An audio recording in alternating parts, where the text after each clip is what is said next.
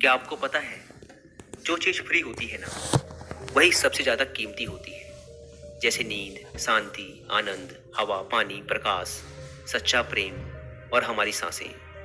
लेकिन विडंबना ये है कि हम इन्हीं चीज़ों की सबसे ज़्यादा बेकदरी करते हैं। और ये सभी वो चीज़ें हैं जो करोड़ों रुपए खर्च करके भी हमें नहीं मिल सकती। सबसे बड़ा कारण कि हम इन सब चीज़ों की कदर नहीं करते, वो है हमारी भागती दौड़ती जिंदगी और हमारा गलत विश्वास कि ये जिंदगी ऐसे ही चलती है। हम सभी अपनी जिंदगी में अलग अलग रोल और ड्यूटी निभाते हैं। हो सकता है आप किसी के बेटे हो या बेटी हो, किसी के माता या पिता हो, या फिर किसी के पति या पत्नी हो।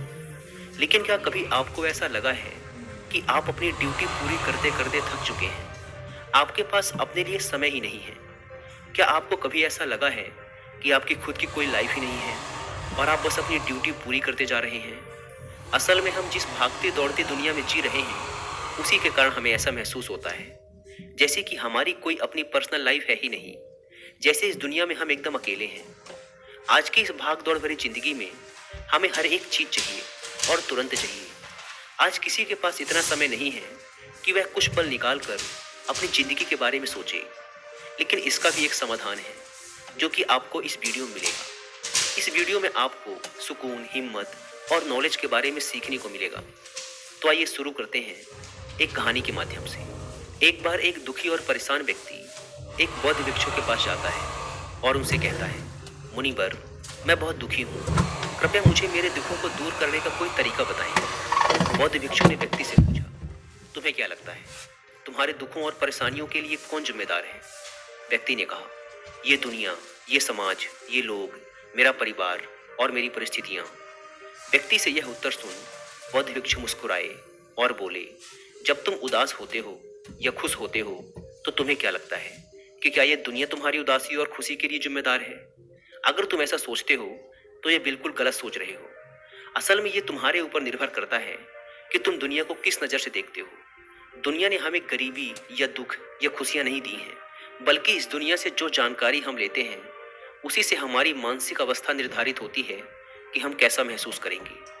असल में इंसानी दिमाग बना ही ऐसा है कि इसमें नकारात्मक विचार पहले आता है। यानी कि इंसान का स्वभाव ही ऐसा होता है कि वह सकारात्मक से पहले नकारात्मक बातें ज्यादा सोचता है। सच बात तो यह है कि हमें अपने जीवन में खुशी के पल ढूंढने पड़ते हैं।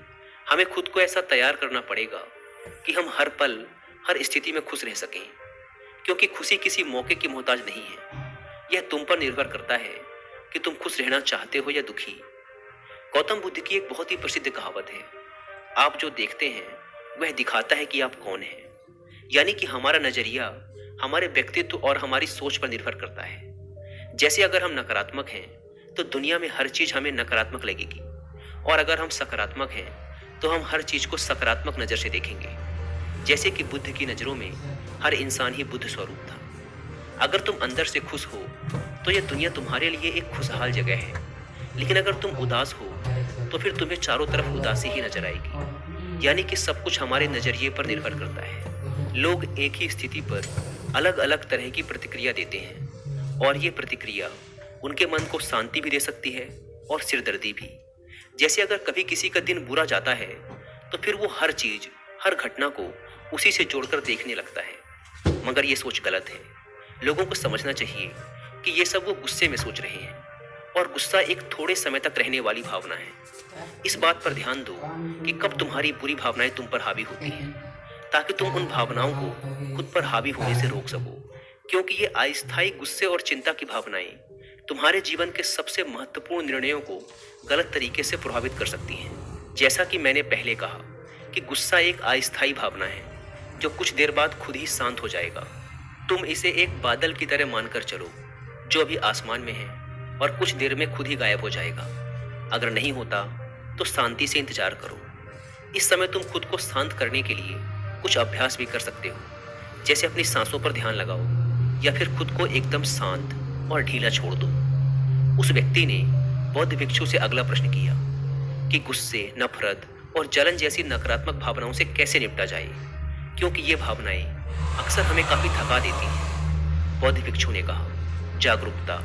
अपने विचारों के प्रति जागरूक होना ही वह पहला तरीका है जिससे तुम अपनी मानसिकता को बदल सकते हो। बौद्ध भिक्षु ने उस व्यक्ति से पूछा, वैसे जब तुम्हें बुरा महसूस होता है तो अक्सर तुम्हारी पहली प्रतिक्रिया क्या रहती है?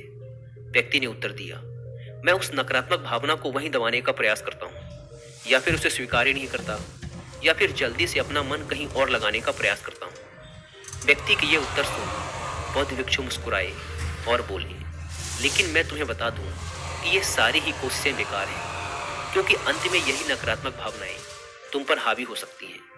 व्यक्ति ने पूछा, तो फिर ऐसी स्थिति में मुझे क्या करना चाहिए? बौद्ध भिक्षु ने कहा, अगली बार जब तुम पर नकारात्मक भावनाएं हावी हों और तुम बुरा महसूस करो तो उसे ऐसे देखो जैसे कि वो भावनाएं तुम्हारा हिस्सा है ही नहीं। जैसे कोई पैदल चलता हुआ इंसान राह चलते हुए दूसरे इंसान को देखता है। मान लेना कि यह तुम्हारा हिस्सा है ही नहीं, तो अब ये तुम्हें कैसे परेशान कर पाएगा? हालांकि इस तरह की जागरूकता के लिए तुम्हें काफी अभ्यास करना होगा, लेकिन अगर एक बार तुमने ये करना सीख लिया तो यकीन मानो तुम काफी शांत और हल्का महसूस करोगे। नकारात्मक भावनाएं हमारे जीवन का स्थायी हिस्सा नहीं है और ना ही कभी बनेंगी, और ना ही ये हमें परिभाषित करती हैं। इसीलिए अपने अंदर उठने वाली हर एक नकारात्मक भावना पर पूरी जागरूकता के साथ ध्यान दो। नकारात्मक विचार आते हैं तो आने दो, उन्हें जबरदस्ती दबाने का प्रयास मत करो, वरना ये तुम्हारा पीछा कभी नहीं छोड़ेंगे। अपनी हर नकारात्मक भावना पर काबू पाना संभव भी नहीं है, क्योंकि तुम्हें गुस्सा भी आएगा, तुम ईर्ष्या भी करोगे और उदास भी होगी, लेकिन ये भावनाएं आकर चली जाती हैं। उसके बाद तुम फिर से खुश और शांत महसूस करोगे और तुम्हें उसी पल का इंतजार करना है। व्यक्ति ने बौद्ध भिक्षु से अगला प्रश्न किया, मुनिवर, संबंधों का हमारे जीवन में कितना महत्व है और गहरे रिश्ते व नए दोस्त कैसे बनाए जाते हैं? बौद्ध भिक्षु ने कहा, दूसरों के साथ अच्छे रिश्ते बने रहने पर लोग सुरक्षित महसूस करते हैं। इससे मानसिक शांति बनाए रखने में भी सहायता मिलती है। किसी परेशानी या विपदा के समय लोगों को कोई ऐसा व्यक्ति चाहिए होता है जो उनके साथ खड़ा रहे। सोचो, अगर तुम्हारा कोई प्रियजन तुम्हें छोड़कर चला जाए तो क्या तुम्हारी महंगी गाड़ी तुम्हें तसल्ली दे पाएगी? क्या तुम्हारा आलीशान घर तुम्हें तुम्हारी मुसीबत से बाहर निकालने में मदद करेगा? नहीं, क्योंकि चीजें इंसान की जगह नहीं ले सकती। तुम चाहे कितने ही अमीर क्यों न बन जाओ, मुसीबत के समय तुम्हारा परिवार और तुम्हारे सच्चे मित्र ही तुम्हारे काम आएंगे। अगर तुम्हें नए मित्र बनाने और अच्छा रिश्ता बनाए रखने में परेशानी होती है तो सबसे पहले अपना नजरिया बदलो। बिना लोगों को अच्छे से जाने उनके बारे में अपनी गलत राय बनाना बंद करो। तुम जितना खुले दिल और दिमाग के साथ अपना जीवन जियोगे, तुम उतनी ही आसानी से लोगों को समझ पाओगे।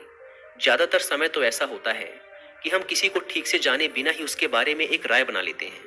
हम पहले से ही मानकर चलते हैं कि वह इंसान ऐसा होगा या वैसा होगा। इसीलिए दूसरों के बारे में जानने और समझने के लिए थोड़ा समय लो। हो सकता है कि सामने वाले को लेकर बाद में तुम्हारी राय एकदम से बदल जाए।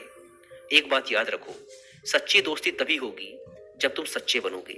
जब तुम खुले दिल से बात करोगे तभी सामने वाला भी अपने दिल की बात कहने की हिम्मत करेगा। याद रखो, ठंडे स्वभाव वाले व्यक्ति से हर कोई किनारा करने की कोशिश करता है। ये तो हो गई नए दोस्त बनाने की बात, लेकिन अगर तुम्हारे पहले से ही दोस्त हैं, रिश्ते हैं और उनके साथ तुम्हारे रिश्ते टूटने की कगार पर हैं, तब तुम्हें क्या करना चाहिए?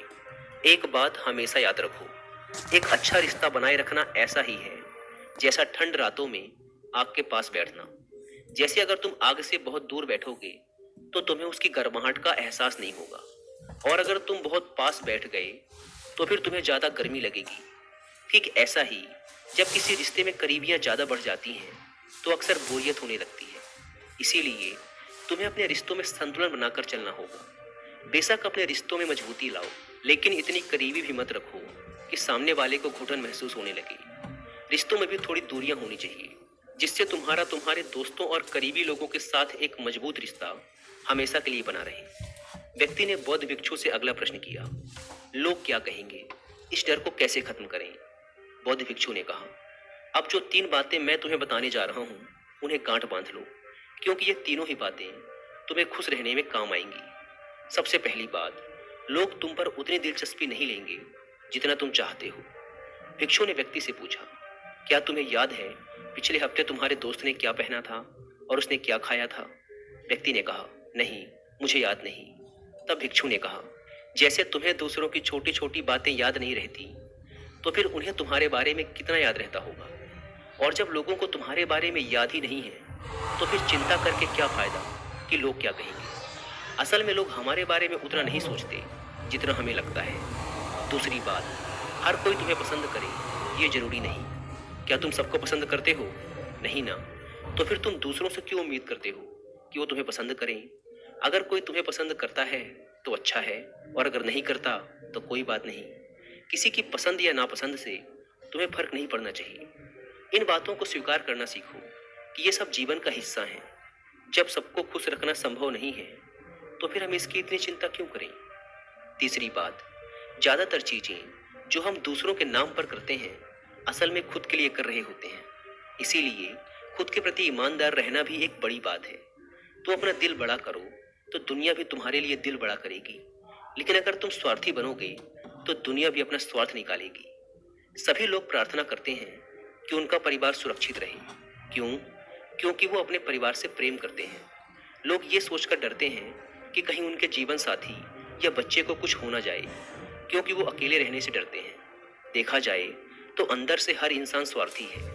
जब तक कि कोई बुद्ध या महावीर ना बन जाए, स्वार्थ से छुटकारा पाना मुश्किल है। इसीलिए वही विचार करो जिसमें तुम्हें खुशी मिले। सुनने में बहुत आसान लगता है ना।